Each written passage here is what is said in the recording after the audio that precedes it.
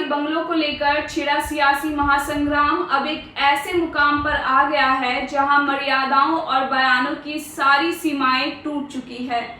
एक तरफ राष्ट्रीय जनता दल और अब्दुल बारी सिद्दीकी इस कार्रवाई को विपक्ष को दबाने और पूर्व मुख्यमंत्री राबड़ी देवी को अपमानित करने वाली बदले की राजनीति बता रहे हैं, तो वहीं दूसरी तरफ अब नीतीश सम्राट सरकार ने भी चुप रहने के बजाय फ्रंट फुट पर आकर बैटिंग शुरू कर दी है।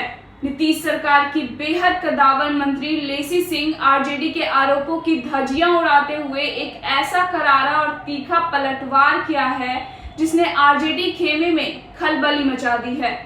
मंत्री लेसी सिंह ने बेहद सख्त लहजे में साफ और सीधे शब्दों में कह दिया है कि सरकारी बंगला किसी की बपौती नहीं होता और किसी को भी सरकारी आवास से ज्यादा मोह माया नहीं रखनी चाहिए। मंत्री लेसी सिंह यही नहीं रुकी, उन्होंने नियमों और कागजातों का हवाला देते हुए आरजेडी नेतृत्व को आड़े हाथों लिया। उन्होंने सीधा सवाल दागा कि क्या आरजेडी की नजर में कानून व्यवस्था और सरकारी नियमों नाम की कोई चीज बची भी है या नहीं।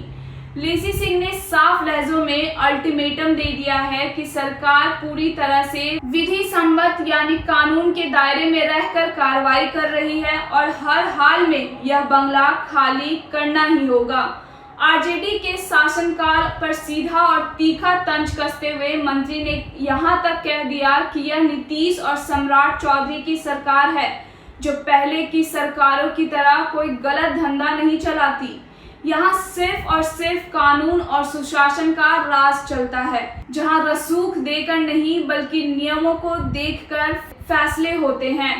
दोस्तों, इस पूरे विवाद में मंत्री लेसी सिंह ने एक ऐसा बड़ा खुलासा किया है जिसने इस बंगले की लड़ाई को अब सोशल इंजीनियरिंग यानी जातिगत और राजनीतिक समीकरणों की तरफ मोड़ दिया है।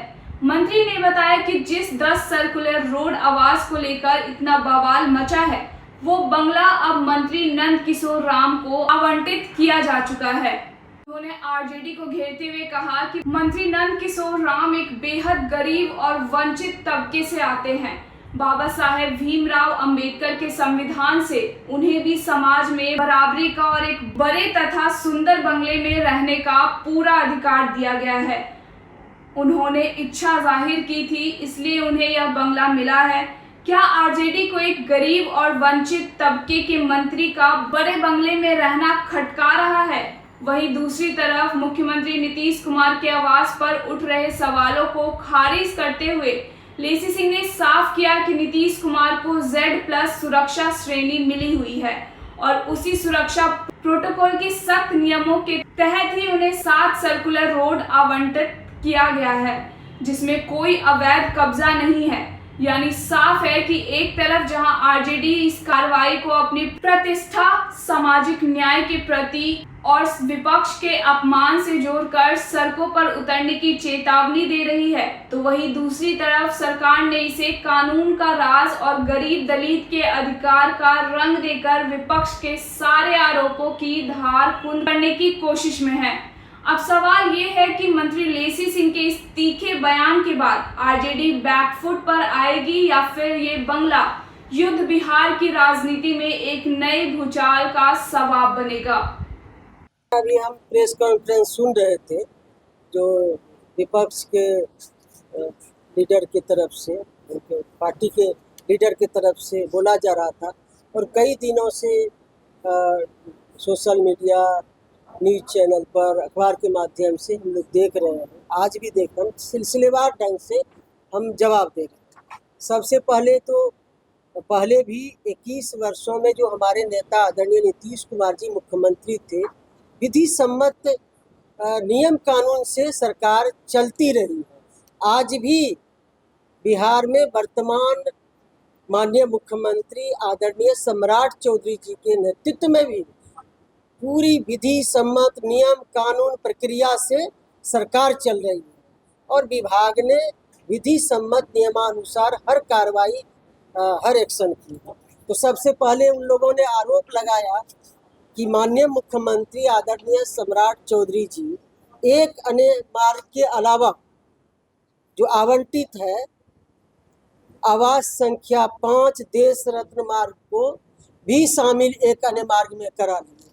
वो विपक्ष के नेता को, उनके दल के नेता को कहना चाहेंगे ये अस्थायी तौर पर ही किया गया है अभी एक अन्य मार्ग में, चूँकि माननीय मुख्यमंत्री सम्राट चौधरी जी जब डिप्टी सीएम थे तब भी वो 5 देश रत्न मार्ग में नहीं रहते थे।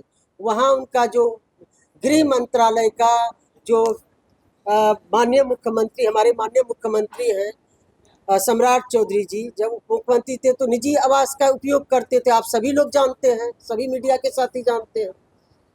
तो अब 5 देश रत्न मार्ग का उपयोग विकसित भारत समृद्ध बिहार के संकल्प के लिए ही पूरा करने के लिए उपयोग करते रहे, सुशासन कायम रहे, और ये उसी के लिए पूरी वहाँ जो है 5 देश रत्न मार्ग, इसीलिए वो वहाँ पुलिसिंग का पूरा व्यवस्था था, ऑफिस था, सब था।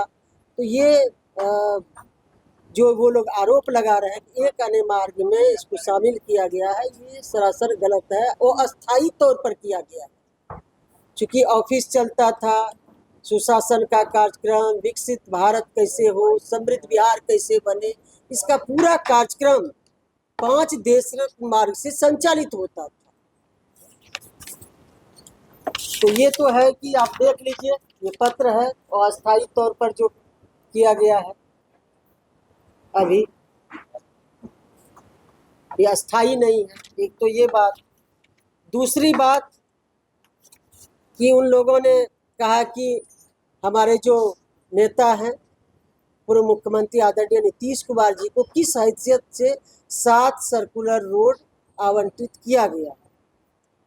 तो ये जो रिपोर्ट है बिहार स्पेशल सिक्योरिटी एक्ट के सुसंगत प्रावधानों के अंतर्गत श्री नीतीश कुमार जी को उनके प्रोटोकॉल एवं Z+ सुरक्षा श्रेणी के अनुरूप अनुमान्य सुरक्षा उपलब्ध कराने हेतु राज्य सुरक्षा समिति के द्वारा न्यू कैपिटल एरिया पटना में उपयुक्त सरकारी आवास आवंटित करने की अनुशंसा की गई है। इस क्रम में पुलिस महानिदेशक विशेष शाखा बिहार सरकार पटना के पत्रांक 46 गोपनीय दिनांक 31/3/2026 के द्वारा प्राप्त अनुशंसा के आलोक में श्री नीतीश कुमार जी को उनके प्रोटोकॉल एवं अनुमान्य सुरक्षा श्रेणी के अनुसार सुरक्षा के दृष्टिकोण से अगले आदेश तक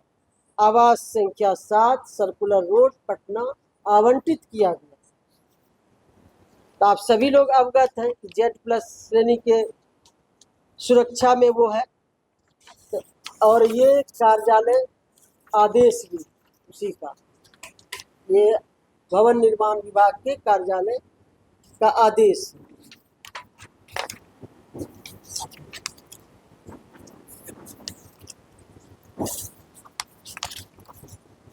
तीसरा आवास के बारे में जो आरोप लगा रहे हैं, आवास संख्या 11 ईस्टर्न रोड, यह आवास श्री संजय कुमार सिंह उर्फ संजय गांधी जी को माननीय सदस्य बिहार विधान परिषद सह मुख्य सचेतक सत्तारूढ़ दल के पद को धारित करने के कारण आवंटित किया गया। इसका भी ये कार्यालय विभाग का ये कार्यालय आदेश है।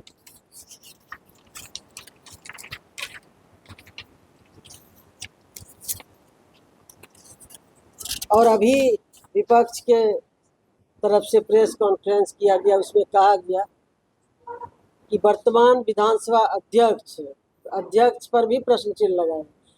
वर्तमान बिहार विधानसभा अध्यक्ष श्री प्रेम कुमार जी पूर्व में बिहार सरकार में मंत्री होने के कारण 3 सर्कुलर रोड पटना आवास में आवासित थे। उनके द्वारा अनुरोध किया गया कि विधानसभा के लिए कर्णांकित आवास संख्या 2 देश रत्न मार्ग पटना के स्थान पर वर्तमान में आवासित आवास संख्या 3 सर्कुलर रोड पटना को विनियमित कर दिया जाए।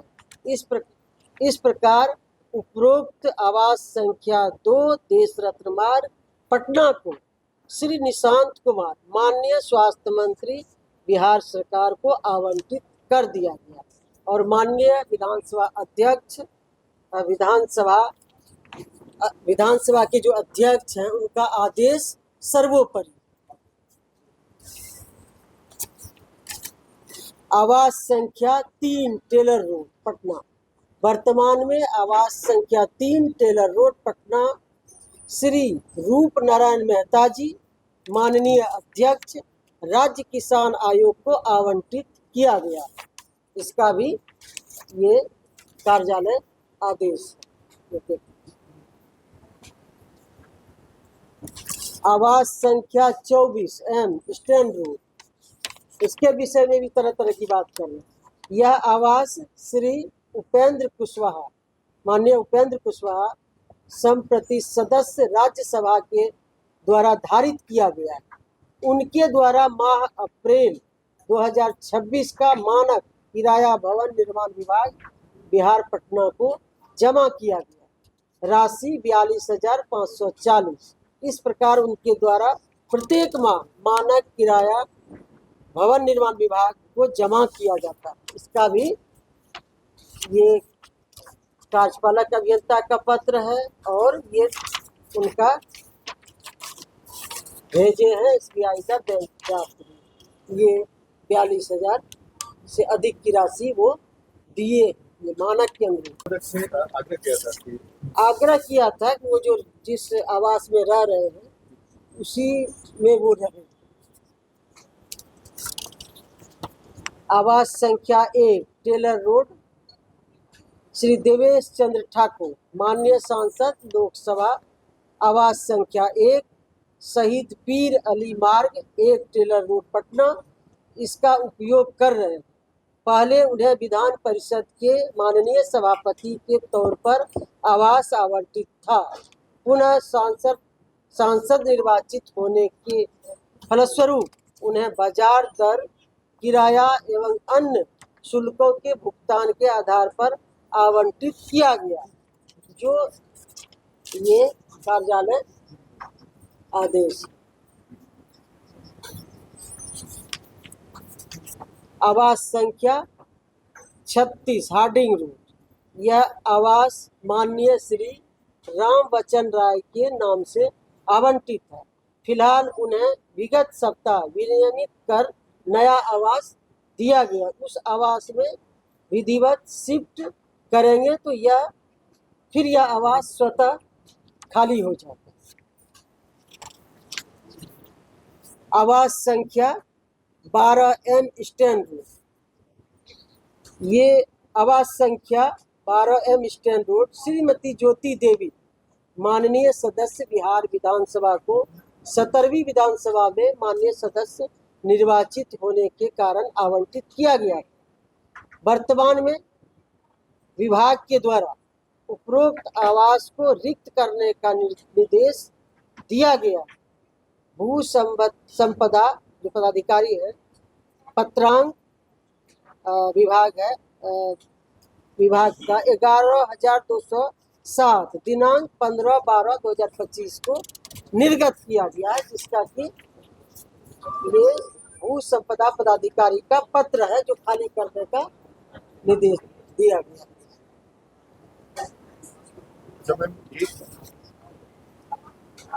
अब हो ये कहा गया कि मकान खाली नहीं करेंगे तो कैसे खाली नहीं, देखिए अब तो नई व्यवस्था हो गई है।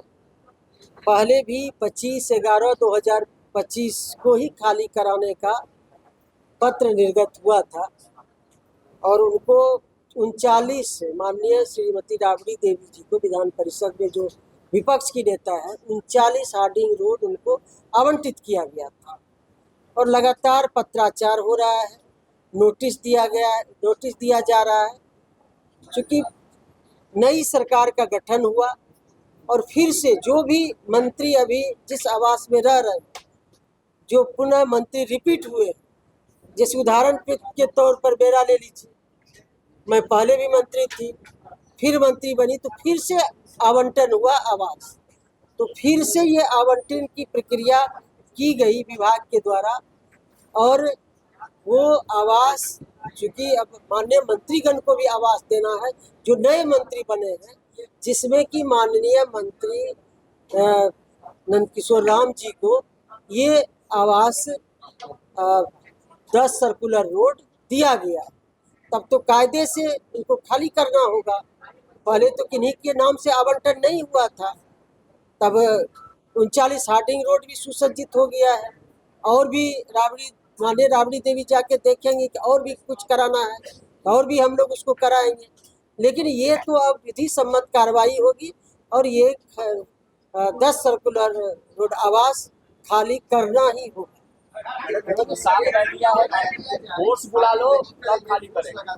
अब ये लोग तो कानून को ही ताक पे रखते हैं।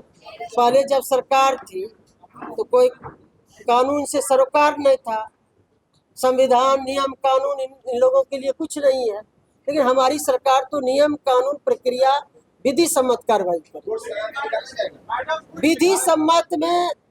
विधि सम्मत कार्रवाई की जाए। जो भी क्या बोले, जैसे वो तो उस पद को ये करते हैं, टाइटल है, सचेतक बने हैं। नहीं, पहले भी सचेतक थे। मैडम 15 दिन का अल्टीमेटम आपने दिया है, अगर उसके बाद नहीं होता फिर क्या? जो विभाग का नियम कानून प्रक्रिया है उसी को अपनाया जाए। कोर्ट का दरवाजा खटखटाने की बात कर रहे हैं, ये तो स्वतंत्र है, आप भी जा सकते हैं, कोई मामला लेके हम भी जा सकते हैं। सड़क पे भी उतरेंगे। अब उनका निजी मामला है।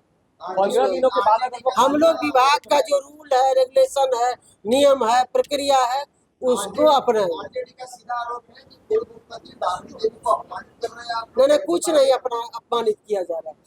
कोई सरकारी, सबसे पहली बात विपक्ष के लोगों को ये समझ लेना चाहिए कि सरकारी बंगला कोई अपना निजी जागीर नहीं होता, निजी संपत्ति नहीं होता। ये नियम प्रक्रिया से सरकारी बंगले का आवंटन होता है। 15 दिनों के बाद अगर वो खाली नहीं करते तो क्या विधि सम्मत कार्रवाई की जाएगी। जो विभाग का नियम रूल रेगुलेशन है वही उसी को अपनाया जाएगा। प्रतिपक्ष की नेत्री है विधान परिषद में, तो क्या क्या देखिए, आपत्ति ये तो बदलते रहता है, वहाँ भी क्या आपत्ति है। देखिए जाके कितना बड़ा बंगला है, ये स्वेच्छा से थोड़े होता है। जो अभी ये मंत्रीगण को दिया गया है, जिनको टाइटल है, तो उनको थोड़े है कि अपने मन से किया जाता है। जो जहाँ सरकार विभाग निर्णय लेती है, जो नियम कानून प्रक्रिया के अनुसार किया जाता है। 39 हार्डिंग रोड भी वैसा ही है।